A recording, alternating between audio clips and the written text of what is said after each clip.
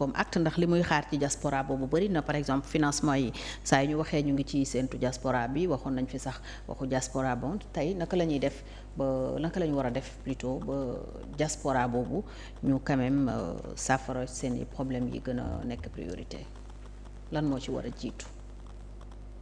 waa Turquie par exemple keroog bi Ousmane Sonko demee dégg nañ leen ñu jooytu ay carte de séjour titre de séjour yoo xam ne buñ ko amul dañuy nekk ci ay coono yu bëri. Tu as bien fait, vous avez bien fait de parler de Turquie parce que pays bu nekk. am particularité. dafa am particularité. Turquie sénégalais ya fa nekk dañu amoon jafe-jafe wu këyit. président Macky dem fa visite d'État demander au président Erdogan une indulgence mu accordé ko. Et séance tenante Erdogan lui a dit donne-moi la liste des Sénégalais qui ont un problème de papier. mu laaj suñu ambassadeur bi kooku il a demandé au chargé des affaires consulaires mais ña fa nekkoon am carte consulaire nekk en situation irrégulière c'était un nombre minime par rapport ak tous les Sénégalais yi inscrirewul à l'ambassade. parce que problème recensement déjà dafa am par rapport aux Sénégalais de l'extérieur loolu yàgg na. léegi ci table ba. on a trouvé un compromis pour andi leen liste bi après. D'accord. léegi bi ñu yóbboo liste bi après la langue c'est la liste s'est élargie il y a eu beaucoup de Sénégalais après. Même si elle n'est jamais exhaustive mais bañ leen defaralee carte bi dañ leen defaroon benn dérogation defal leen benn type de carte bu ñuy wax une carte de résidence de type humanitaire pour que le temps que carte bi expiré ñu mën a régulariser seen situation parce que carte humanitaire boobu dafa amoon limite sur le plan du droit dina permettre nga circuler dina permettre kenn du la contrôler mais da ngay am problème pour accès à un emploi normal. léegi nag loolu moo nekkoon le problème mais au moins xawoon na calmé wu léegi nag bi ñu waree dem ba renouveler carte bi fa la jafe-jafe yi commencé donc nag ñoom ci loolu lañ tombé donc tey li nga gis. Turquie donc avant ñuy renouveler fekk na régime mu Macky Sall dem. boobu moom sax on avait commencé déjà le processus de renouvellement parce que man dem naa Turquie j'ai rencontré les autorités turques du ministère de l'Intérieur pour ñu discuter ci ba y avait une porte qui était ouverte pour que ñu am ñu defal seen papier mais c'est au cas par cas. Les problèmes des Sénégalais l'extérieur. Mauritanie par exemple ñi fa nekk am nañu ay jafe-jafe. ñii dañuy doog a yegsi ça veut dire que problème yooyu yëpp fi lañ ko fekk. mais évidemment te bu ñuy dem fi lañ koy bàyyi. mënuñu ko régler déedéet moo tax ma ne ñëw au cas par cas. pour wan leen ñoom fi ñu mën a agir tey pour que ëllëg kii ñëw mën a agir feneen. les problèmes ne sont pas tout d'un corps non c'est des problèmes pays par pays mais dafa am problème yu ñu bokk accès à un document administratif par exemple carte d'identité passeport. loolu ñëpp a ko bokk. il y avait 8 centres de production de passeport yu Macky Sall dem dañ ko élargir 8 centres de production de passeport moo amoon centre bu ne amoon nga possibilité produire 100 passeports par jour mais bu fekkente ne à Paris le centre bi ne te waa Londres waa Allemagne ainsi de suite Belgique il faut que ñu ñëw ba Paris pour ñu renouveler leen defar seen passeport et autres. moo gën a oyof ko ñëw Sénégal évidemment mais quand même bu ñu ko élargir ba centre yi bari dina gën a faciliter la mobilité des Sénégalais. Oui. Ça c'est d'abord une action pour moi prioritaire. Mais l'autre action prioritaire les passeports c'est pas des compétences du ministère des Affaires étrangères ministère de l'Intérieur la. Oui. Ministère de l'Intérieur dañoo greffé wu dans les consulats et les ambassades avec leurs agents. Ils sont autonomes. Autonomie boobu nag léeg-léeg mu andi problème. naka lay indee problème. yow da ngay nekk France ñu war la defaral passeport base de données bi il faut ñu interroger Dakar bu ñu interroger Dakar on interroge la DAF l'agent qui doit confirmer que yow say données conformes na nañ la délivrer il prend son temps il peut ne pas répondre automatiquement donc le Sénégalais bi ko soxla séance tenante il est obligé d'attendre. On va en vouloir au consulat alors que le consulat n'a rien à voir dans ça. D'accord.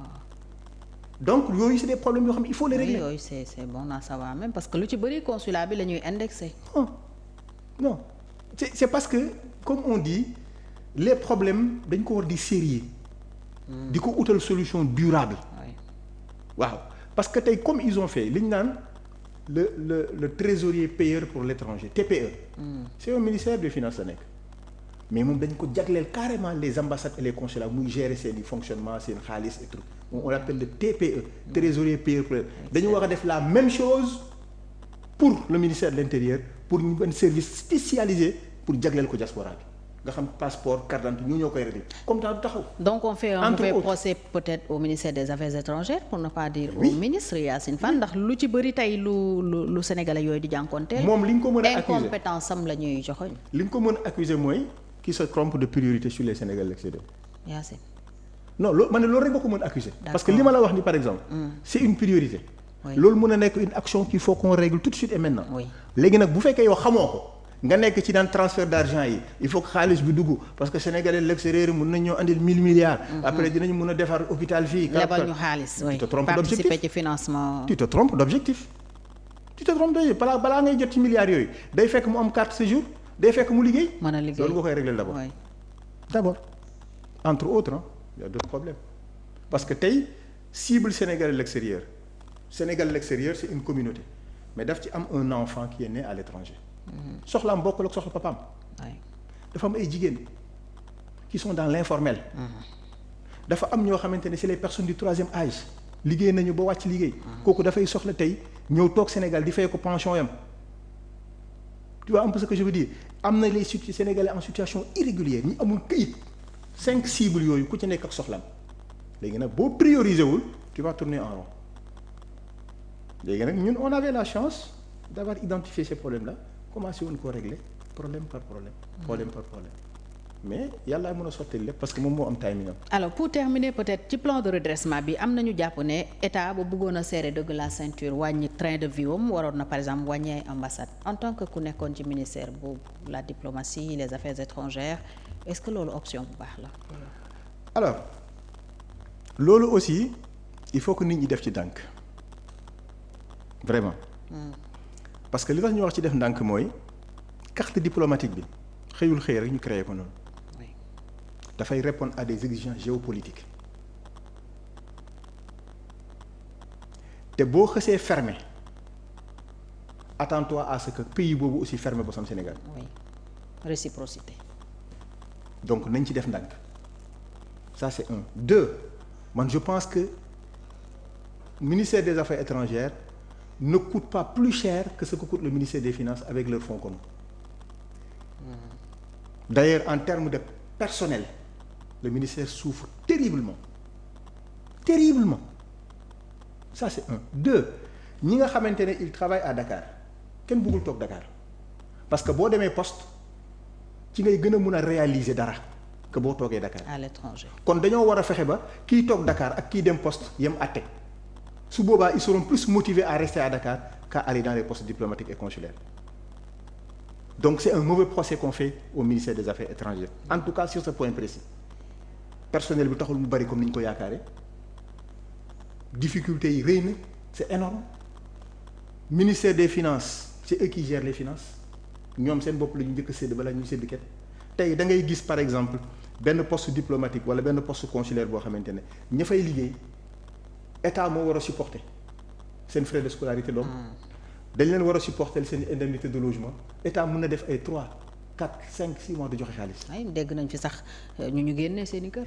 voilà défaut de paiement. mi ngi noonu c'est parce que yow jël nga logement boo xam sax seen permettre la nga fay ko sans indemnité. état bu ko fay rek dañuy am indemnité bi moo lay mën a permettre nga couvrir ko léeg-léeg nga gis koo xam ne indemnité bi ñu lay jox mënoo cee am kër il faut nga yokk ci yow sa xaalis léegi imagine toi nga war cee yokk sa xaalis ba pare indemnité bi ñëwul. sa salaire supporté wu ko donc li ñuy wax c'est un mauvais procès. vraiment nañu amaat yeneen lecture surtout ci seen fonds commun yooyu noonu fa la coow li